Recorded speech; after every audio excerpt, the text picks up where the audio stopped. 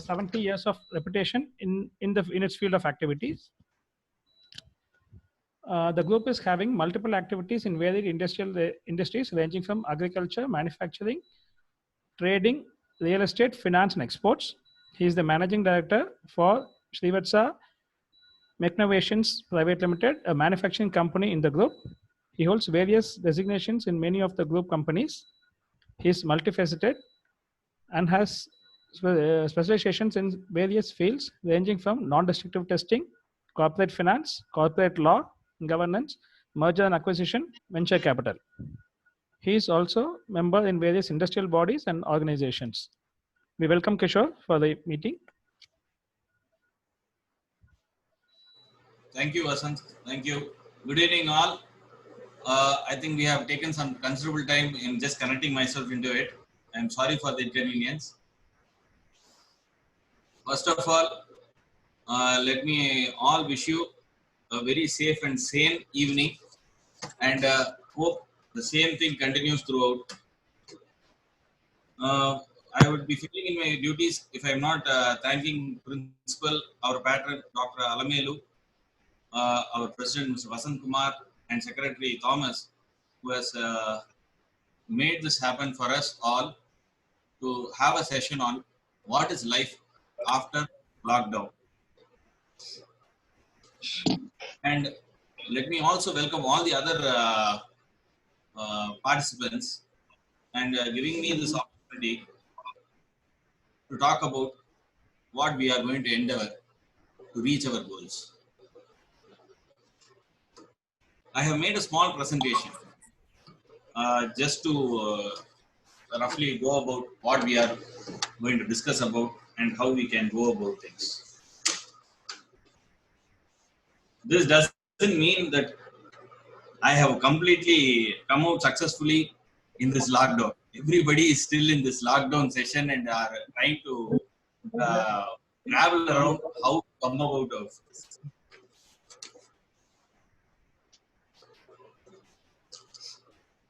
Okay, shall we proceed?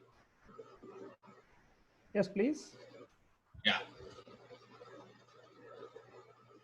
See, I'm sure we have all heard of the poem "Road Not Taken" by Robert Frost. So, though he meant it for a few people then, but today it is the order of the day.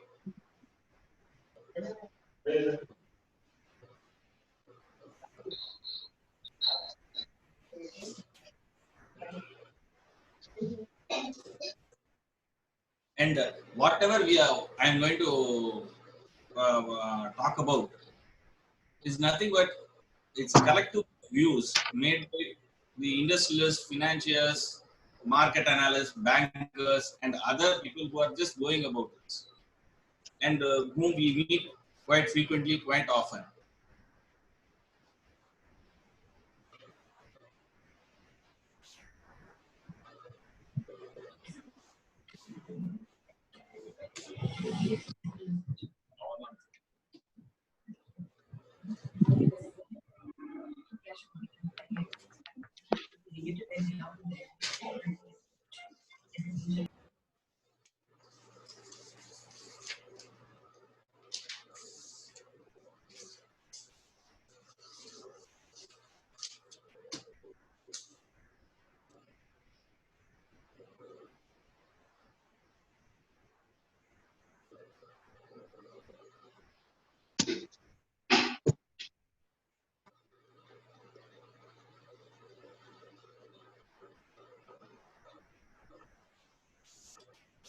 So, what is after lockdown? This is a pandemic. This is not a mere pandemic where only a health crisis has come up with. This is a health crisis of mammoth proportions, but it is inevitable reason that this has changed our entire economic lifestyle of all, and the global economic is also restructured. How are organizations actually viewing this right now? Most of the organizations are now in a survival mode, and their only aim is to just somehow survive this pandemic. A few are just fogging out what this uncertainty is about, and just they want to pass it around, and then once it gets back to its normalcy, see what they can do about it.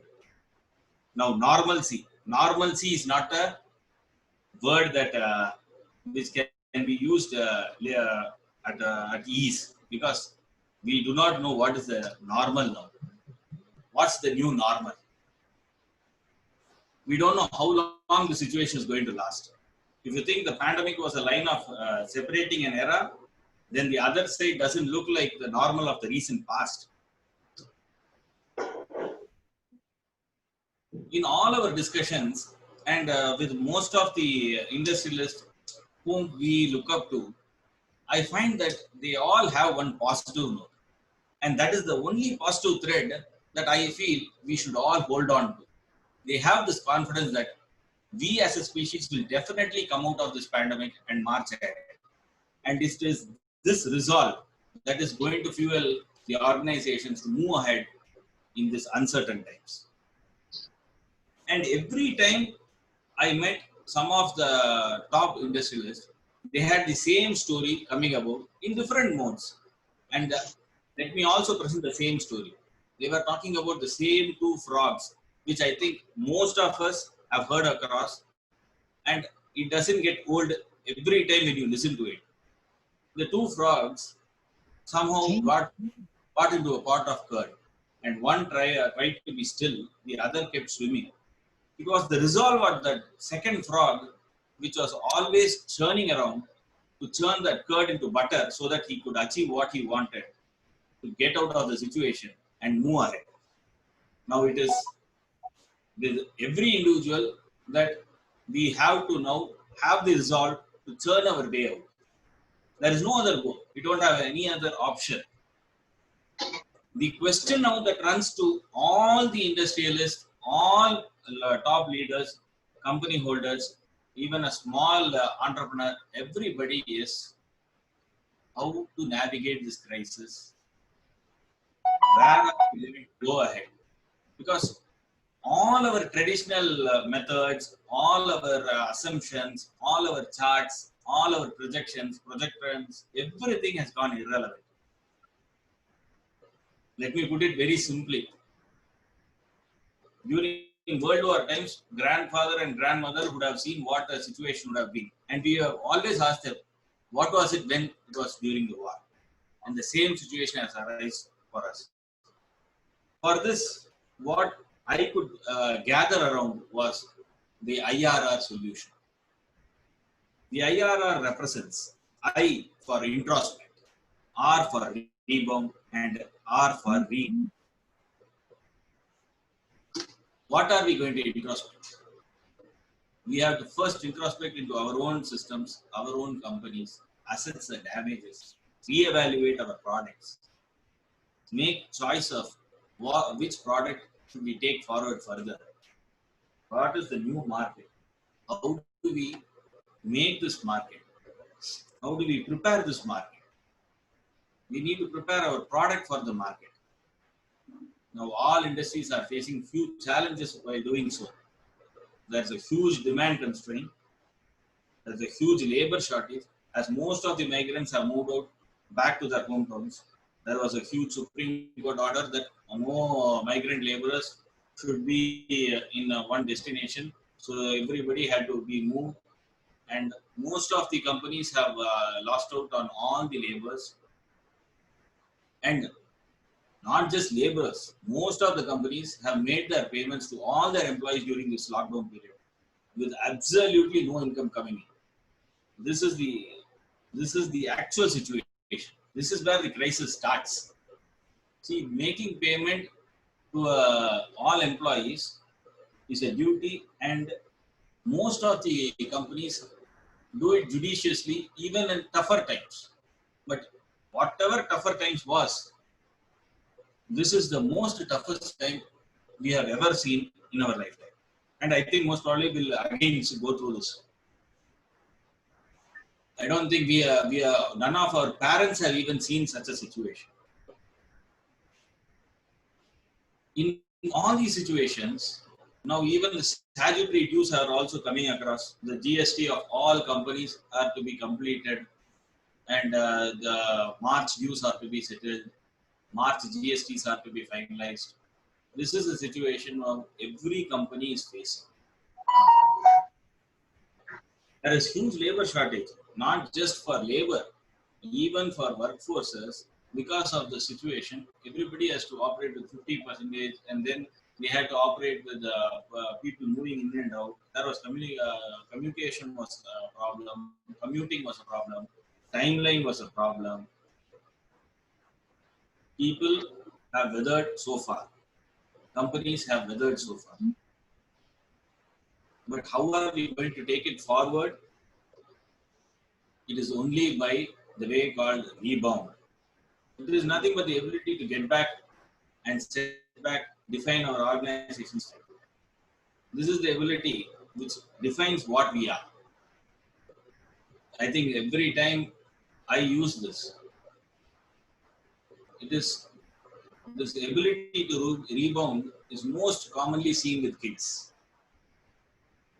If you see a kid riding a bicycle, he tries to ride his bicycle at its fullest speed immediately, and he falls down. Every time he tries to get up, he falls down. But he never lets go of it and tries it until he gets it correct. This is the perseverance and this is the ability to rebound that we should now have to see that we come out of all this. What is reinvent? Necessity. Necessity is the mother of all invention. Prior to COVID-19, our priorities and necessities were different. Right now, things have completely changed. We have to now rethink. We have to invent in line with today's challenges and find out a product that suits the present situation. Only by reinventing ourselves and inventing the requirement of the other can we go forward with a bright future. But that doesn't mean this COVID-19 was something which brought on all the things together. MSME always had its own challenges. The industry had its own challenges. We had always been with a knowledgeable workforce very limited. We also had a knowledge drain because once the workforce is limited, you will have people moving here and there for pittance. So always there was a knowledge drain. Due to knowledge drain, we always had inconsistencies in production outputs. What happens when all these three things put together? Our competitiveness will definitely come down when we are faced with global challenges, because there are global players who are moving in as we are a demand-driven industry.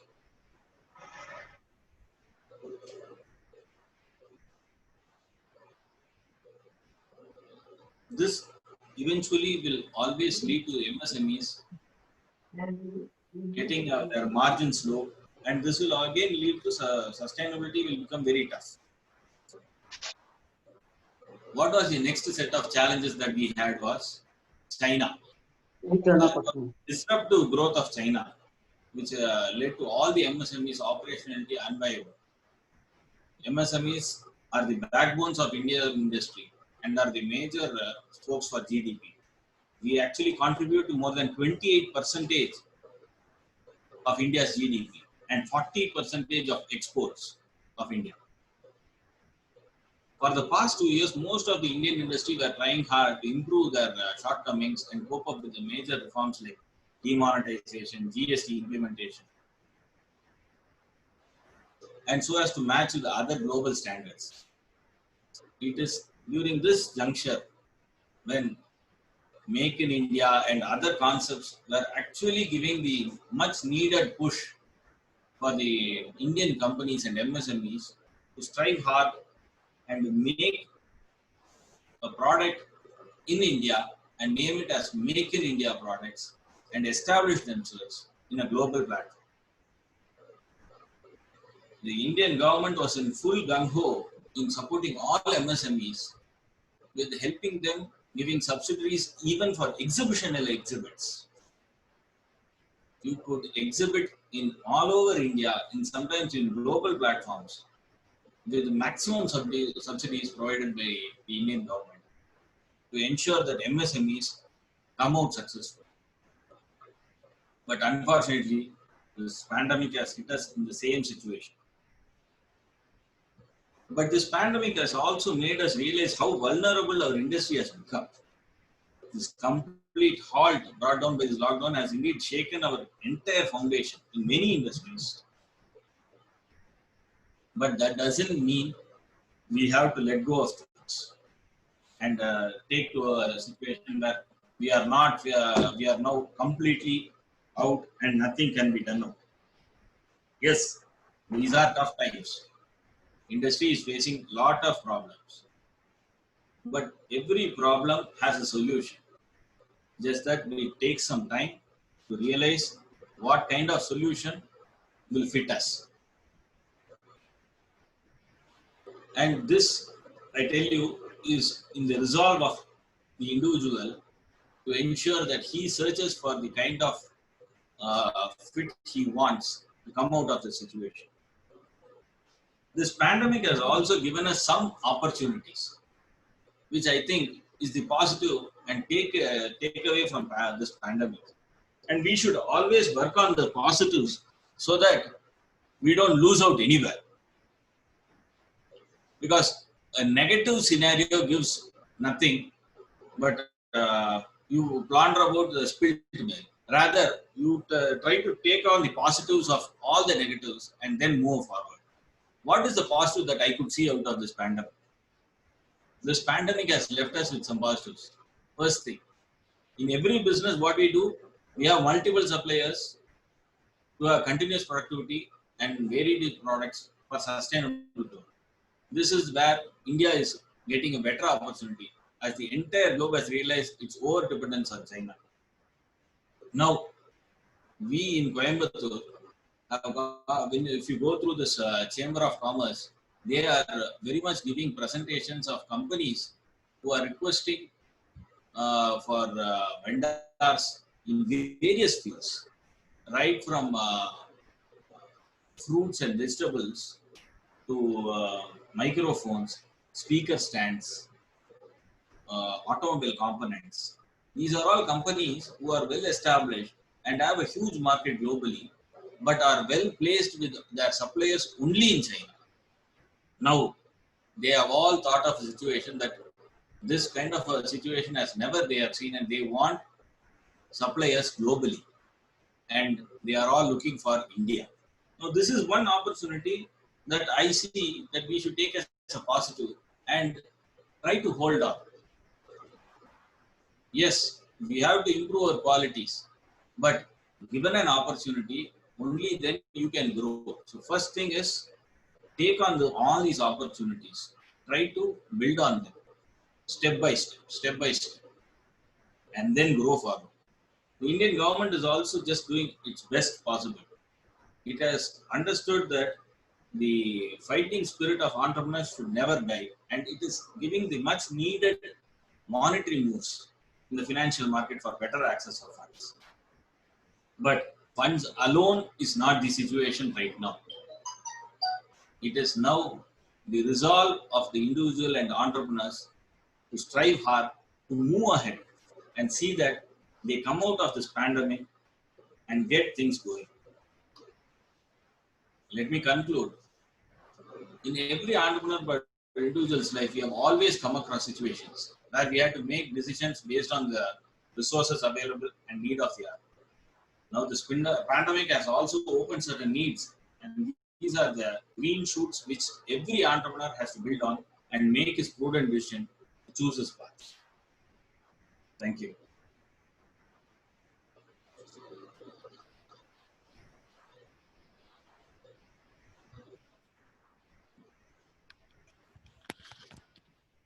Thank you, Kishore. I think I have just given a brief of the presentation. So if anybody wants anything, we can just discuss on it. Well presented, Kishore. Unfortunately, madam, I could have done better, but lack of time, I could just prepare only this much.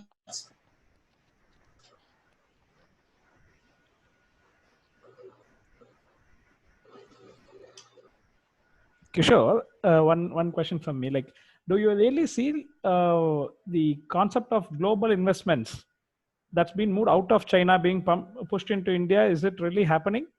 It is happening. It is happening.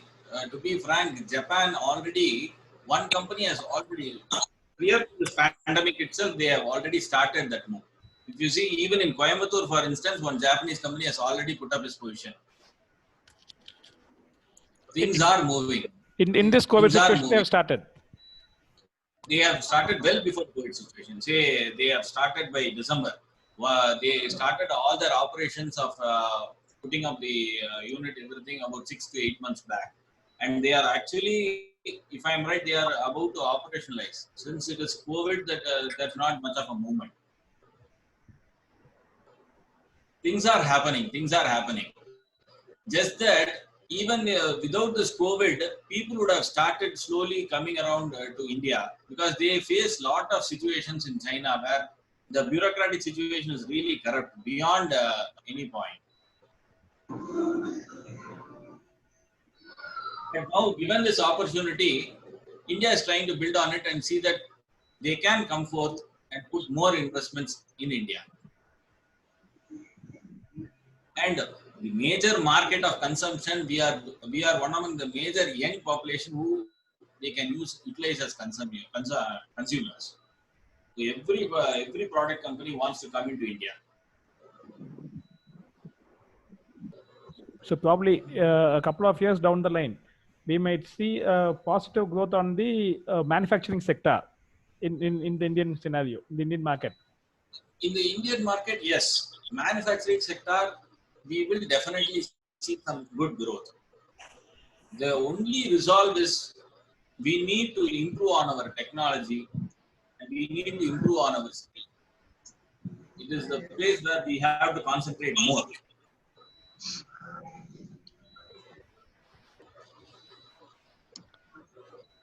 Financially wise, only now the Indian. So Kishore, like Yeah.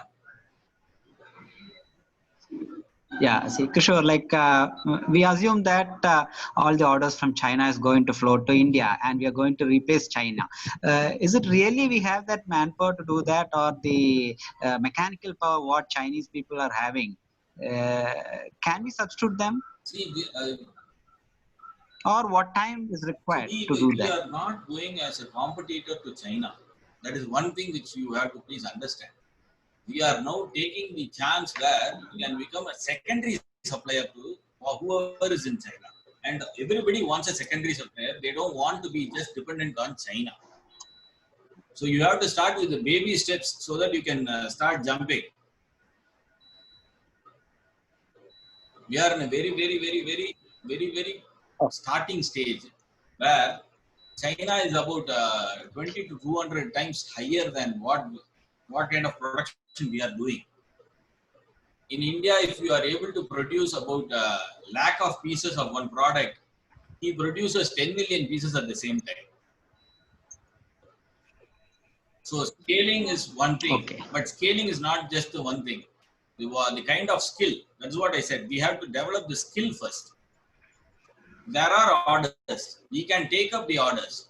If there is a consumption of 1 million pieces, definitely we will be in a position to supply at least a lakh of pieces. 100,000 will not be an issue for us. But 100,000 itself, we should not be satisfied with. For which, you have to first improve your technology, improve your skill. Yes, is it not happening is what is your question. It is happening, but it is happening in a very slow pace, and that is what you have been telling. Are we up to it? Yes, we are up to it, but it is happening in a very slow pace. How to go about it? Okay. Now the central government is giving its push by incubation hubs. For instance, I think our college is also having an incubation hub, and almost all the colleges are being pushed to make an incubation hub, give the students the technology needed, put up the skill there, so that once they come out, they are usable by the industry. This, I think, is this present change that I see in almost all the colleges. Whether it is successful, what percentage of success it is getting, that is yet to be analyzed. But that itself is a good change where we are moving in the right direction, that the students who come out of the institutions know what the industry wants and have a few skill sets that the industry wants. If this culminates for the next decade, I'm sure we will be in the place where we want. It is not that we are going to compete with China overnight and see that we have overtaken China. For China to be what it is today, it has taken more than 3 decades. So we should understand that it will take some time. And in China and India, we have two varying components.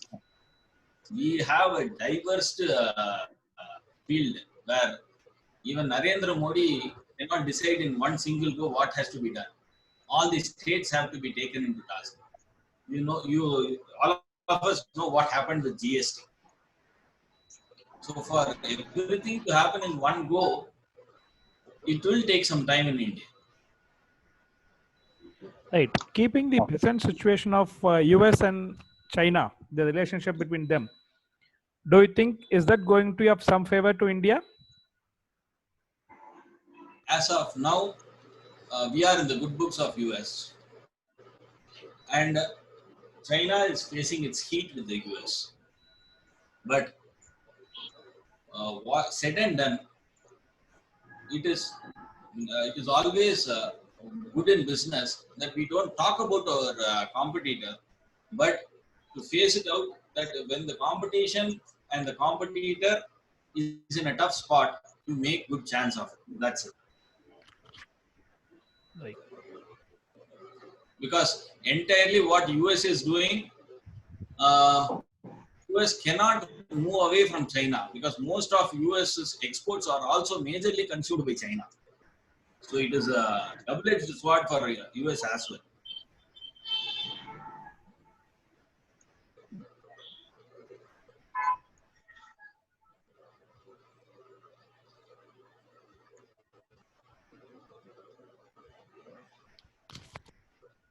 Questions from other participants, please.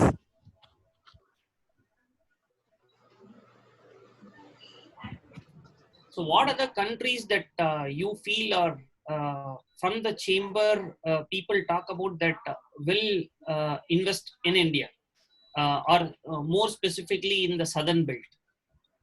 Southern belt. Southern belt, if you are asking, presently, Saudi Aramco is taking the tie-up with Reliance for all their distribution facilities. This is one of the major moves. Though Reliance himself is now looking at an option of going into Reliance Jio as their major business and refining as a secondary business. But that is one huge investment that has moved to India. It has to culminate. It will culminate, but it will take some time because our South Block has some good energy results. That is why Reliance has invested down south. You can expect some kind of such moves. And majorly south moving people, it is tough for them because most of all your raw material production is only done through north. So that is why you find almost all the companies that are floating in move to north. If they are a component assembly manufacturing unit, they have to move down south, where they have to mostly import on things or they have to part assemble things. Then we come down south. You can see such moves happening. We are also seeing some solar companies that are coming down to Hyderabad. They are manufacturing panels in Hyderabad. There's another company that is coming up very shortly in Hyderabad. And IT companies are coming to Telangana. This is one thing which is majorly happening. And Tamil Nadu, we have had our own share of issues. So that is the reason that we are still not able to find out the real partners. And which probably we should be handling soon. That is it. yeah, and your group basically into real estate. How the real estate trend is going to be probably this year? See, real estate, the slump in real estate will be only based on how the cash flows are done out. Present situation, it is going to be tough because even office spaces are going to be tougher. People have slowly gone into an online mode, just like how we are doing our meetings. So, office spaces, rental spaces itself is going to be on a slump. So, it is going to be tough. We will need some government intervention in reduction in all the duties and taxes, so that those benefits gives an option for people to think of investments.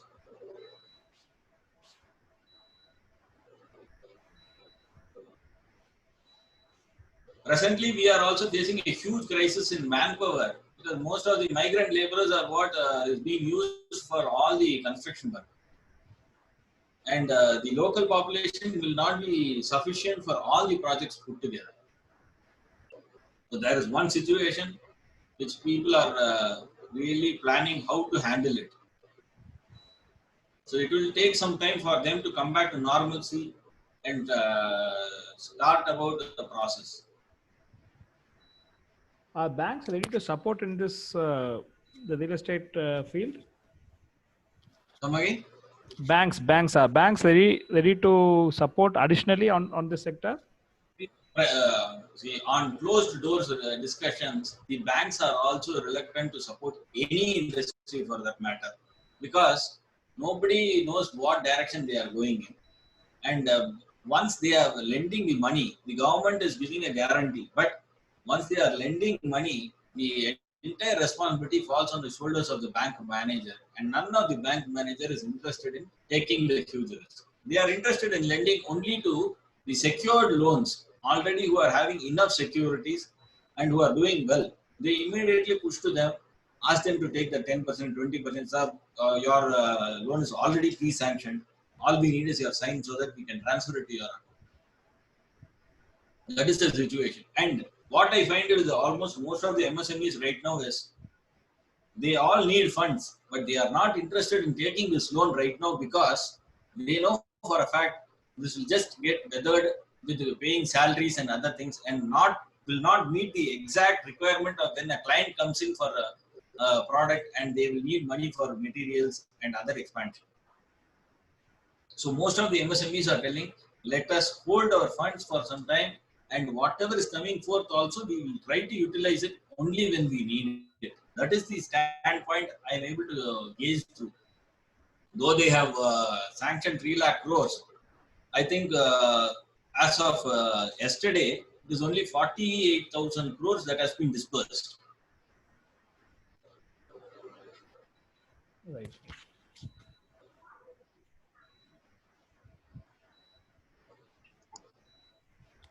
Questions from other participants, please.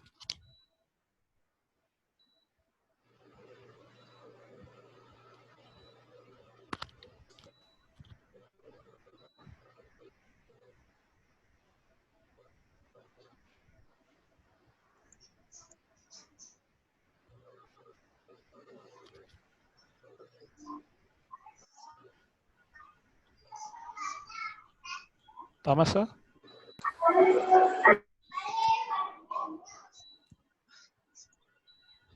Hello? Thomas? Yeah. I think as we don't have questions from other participants, I think we would like to enter into the next phase of our webinar CTalk series, that is the vote of thanks. It's customary to have a note of thanks always. So I am Dr. Thomas Renaud, 99-2003 mechanical passed out, also the secretary for the Azaris Alumni Association. It was indeed a great pleasure in hosting CK Kishore. Kishore, thank you for accepting our invitation and being available here today. Thank you, Kishore. I would also like to thank all other attendees who have made this webinar talk series a successful one. A special thanks to Kishore's father, who is available with us. Thank you, Uncle. Thank you, Uncle, for being with us. I would like to thank you. Nice. It was nice. We enjoyed.